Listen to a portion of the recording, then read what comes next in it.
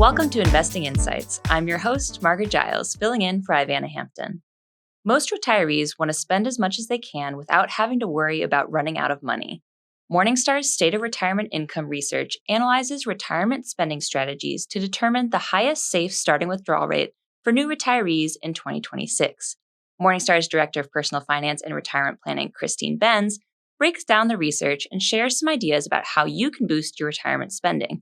Christine is also co-host of the excellent podcast, The Long View.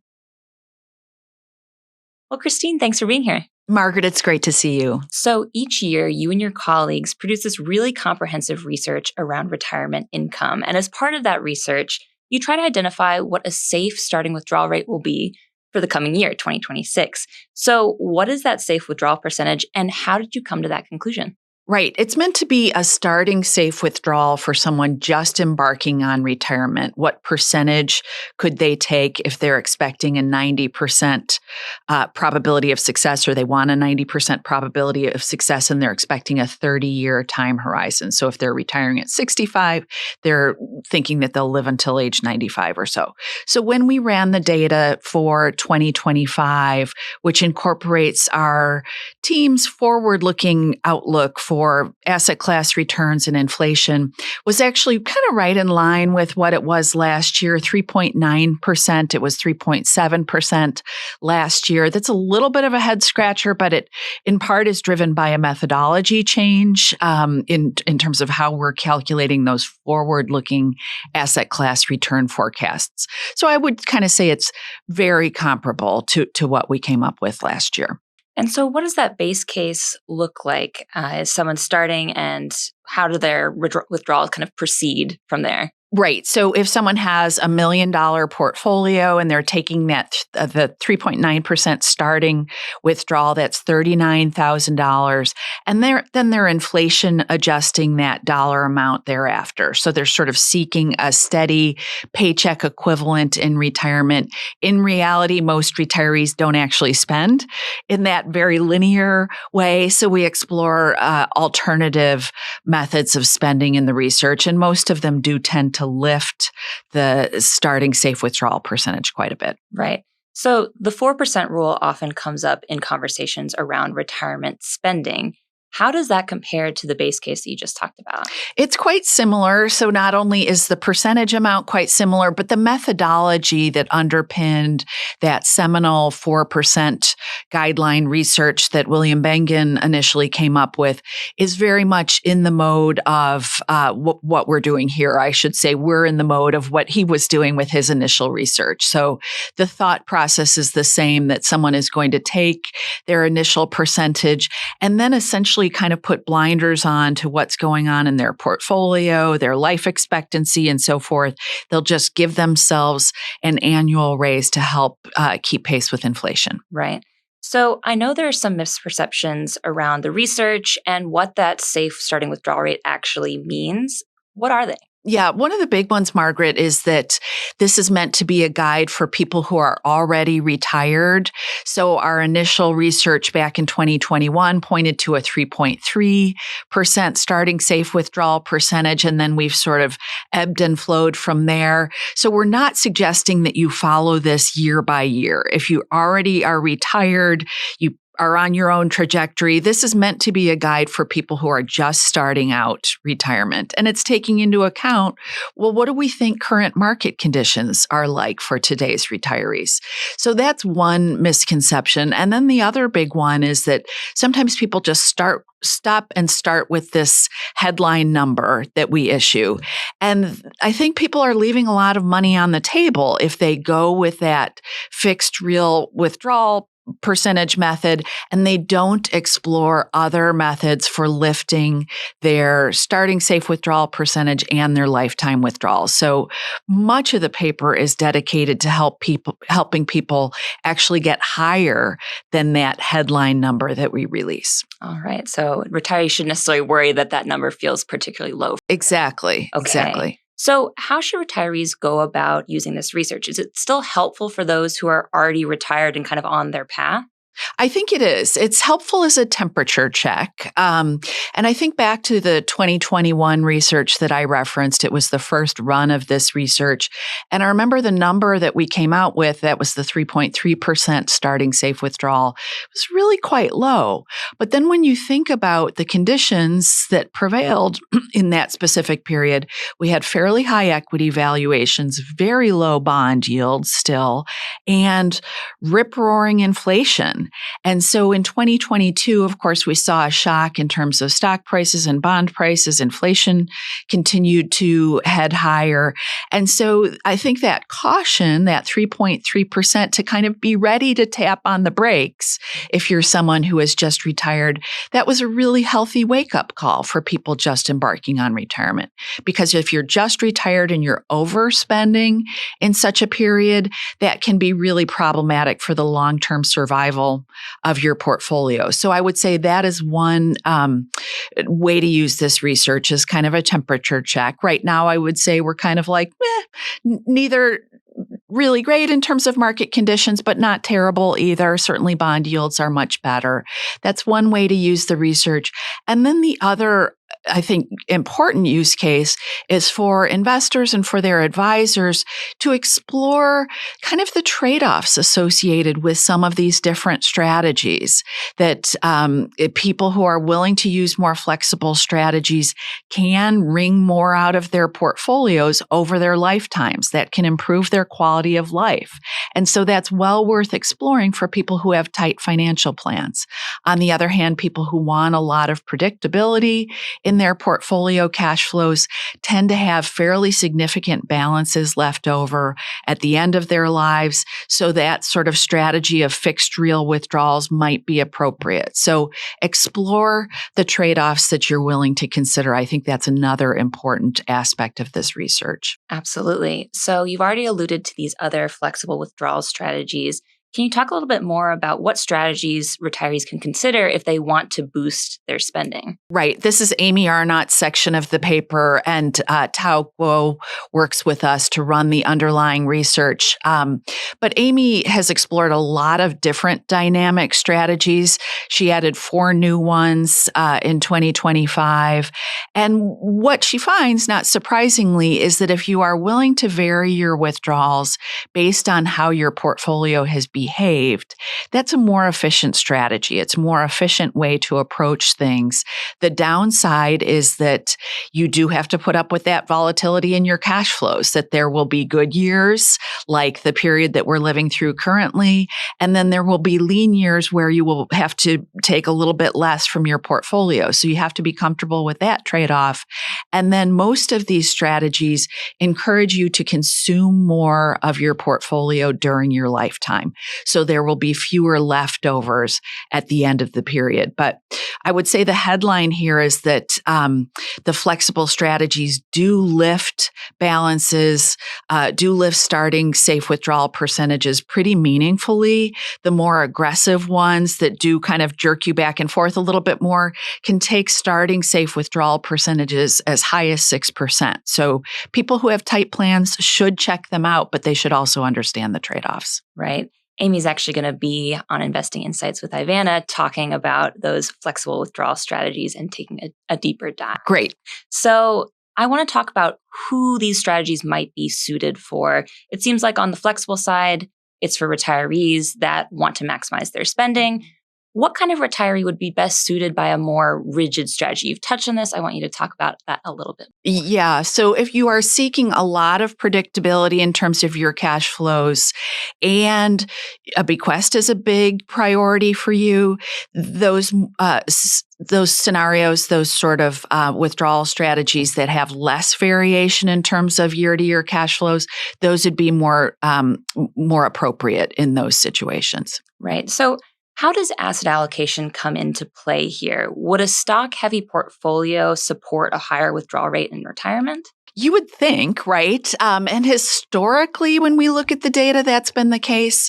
When we look at our base case, which again is this fixed real withdrawal system, and you want a 90% probability of success, 90% probability of not running out of funds over that 30-year horizon, what we find is that the money Carlo simulations that we run actually gravitate to pretty conservatively positioned portfolios today. And that's largely a function of the fact that we're looking for a lot of predictability in cash flows. And the simulations basically say, well, guess what? We can see a lot of those cash flows in fixed income assets today because yields are relatively attractive today. Let's line that up by having a fairly light equity allocation, just 30 to 50% in our base case, and having the rest in fixed income assets. So it depends on the strategy. Some of the flexible strategies, the dynamic strategies like the guardrails strategy, which was developed by Jonathan Guyton and William Klinger, that one tends to favor the higher equity allocations because it relates to being able to enlarge those paydays and enlarge lifetime spending. So far we've focused on portfolio income strategies, but you also looked at non-portfolio sources of income as well, like annuities and Social Security. What did you find? Yeah, this is Jason Kephardt's section of the paper. And the idea is to look holistically at retirement income, because thankfully most of us aren't just bringing our retirement portfolios into retirement. We also have some non-portfolio assets. So for most of us, that will be Social Security. For some people, it will be a pension plus Social Security. And so we wanted to explore the interplay with these different withdrawal strategies and the non-portfolio income sources. So Jason found that if people are willing to explore enlarging their non-portfolio income sources, if they're willing to delay Social Security, possibly buy some type of an annuity, that makes everything easier with respect to portfolio withdrawals. It makes you more comfortable with variations in your portfolio withdrawals. So if you're able to line up more of your income needs from Social Security and or an annuity, that means that you probably will be more comfortable with taking less in bad years. So the two things go hand in hand. And I think it's important for people to look at their retirement income holistically, to not just focus exclusively on their portfolio withdrawals. Absolutely. Especially if you take that portfolio safe withdrawal rate and you apply it to your balance, it could seem a little low, but there's places that you can supplement, right? Exactly. $39,000 on $1 million portfolio. I think people probably say, come on, I deserve to have more than that. And most people do have more than that because they have other sources of income coming to them. Absolutely. So it seems like there's some more nuance when it comes to the guidance of delaying Social Security. Can you talk about that? Yeah, the headline takeaway is delaying is a great strategy for many people. But one thing Jason has explored in this research is, what are you doing for money while you delay? So if there's a window there between your retirement, when the income from your work stops, and when you take Social Security, that means more of a demand on your portfolio during those years. And that can be especially difficult if bad market conditions happen to bubble up during those early retirement years when you're actually taxing the portfolio the most. So he looked at that, and not surprisingly, people will see that in an ideal world, you would do something else for income in those years while you're delaying. So best case, you've got some kind of income coming in from a job, either your own job or your spouse's job, that you're looking to some other sources of fund to help bridge you during that period while you delay. But even if you do delay and have to withdraw from that portfolio during that time, that's still a really attractive strategy in many situations. Right. So how about annuities? Can you discuss some of the key considerations that retirees should keep in mind as they're considering an annuity? Yeah, definitely. And so the first point I would make is that Social Security isn't technically an annuity, but it is the best annuity that money can't buy because it has all of the features that we want to see. It has income that's going to come through your whole life, which is something that you also get from an annuity, but you also get that really nice cost of living adjustment that's actually in line with whatever CPI is. So max out your Social Security benefits first before you look to an annuity. But an annuity can be a really nice way to help augment what someone is getting from Social Security. So if someone's looking at kind of their fixed living expenses and Social Security isn't quite getting them there, I think that can be a really nice role for an annuity to kind of do a modest buy of a very fixed, basic sort of an annuity and let that help meet your fixed expenses. And then you could potentially explore one of the more variable withdrawal systems with your portfolio withdrawals. Right. So some studies have found that retirees don't actually spend the same amount over the course of their retirement. So what does actual retirement spending tend to look like? And how might that affect a retiree's plans? Yeah, this is something that Amy has looked at in her portion of the research where she factors in actual retiree spending based on some data from the Employee Benefits Research Institute.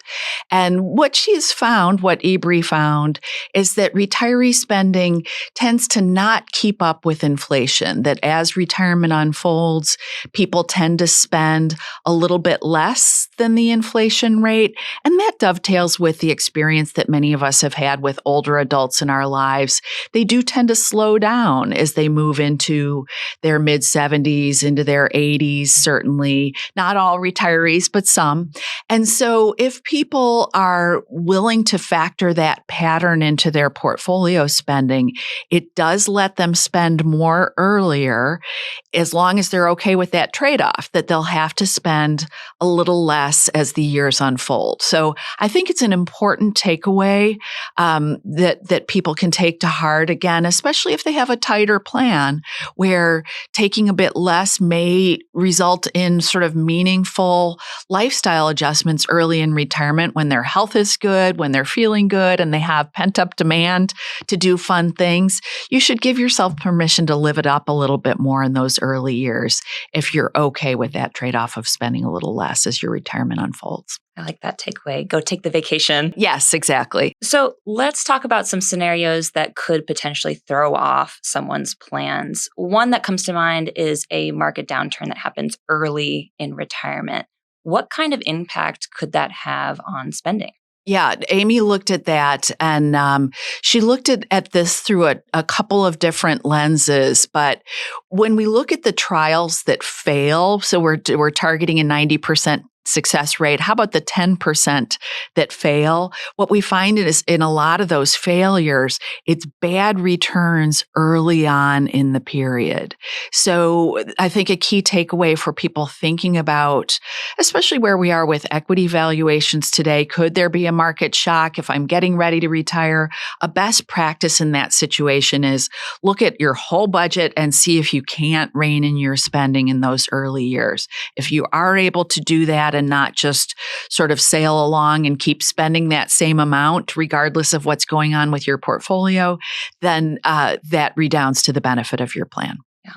So another scenario that could come up is potentially retiring earlier than expected. This is something we've talked about in the past. What kind of implications would that have for someone's spending and their overall retirement plan? It definitely has an implication. So we look at all different time horizons in this paper. If you look at a 35-year time horizon, so say I'm retiring at age 60 and I think I'll live another 35 years, well, my starting withdrawal percentage using just kind of that base case methodology would have to be 3.3, 3.4% in order for my portfolio to last over that whole time horizon. And then there are practical real world considerations in the mix too, is that early retirees often are paying for healthcare on their own. So they're out on the exchanges buying healthcare. That can be an additional cost. So spending may actually be on the high side in those early years of retirement. And then many people might quite reasonably have decided to delay Social Security. Well, then all my withdrawals are coming from my portfolio. And so that has implications as well. So people should take a look at this research. I think it's helpful in in terms of understanding that early retirement isn't necessarily a free lunch. You should be prepared to be a little bit more conservative with your spending, and you need to be able to make that work with the rest of your plan, your Social Security and your healthcare buy as well. Absolutely. So to wrap up here, what is one final takeaway from the research that you really want people to come away with? Well, I would say just don't take that 3.9% and run with it. You probably can and should enlarge your spending if you are willing to be flexible. And so I would urge people to take a close look at their budgets as they embark on retirement, look at those things that they could potentially rein in a little bit if they needed to, and then give themselves permission to spend a little bit more in those good years for the market and their portfolios. All right. So we've certainly covered a lot of ground. Christine, thanks for being here. Thank you so much, Margaret. That wraps up this week's episode. Thanks for making this show a part of your day. A couple of reminders. Give Investing Insights 5 stars on Apple Podcasts to help others find the work we're producing for you. And subscribe to Morningstar's YouTube channel to watch new videos from our team. Thanks to senior video producer Jake Van Kersen, lead multimedia editor Ivana Hampton, and associate multimedia editor Jessica Bevel. I'm Margaret Giles, Senior Content Development Editor at Morningstar. Thanks for tuning in.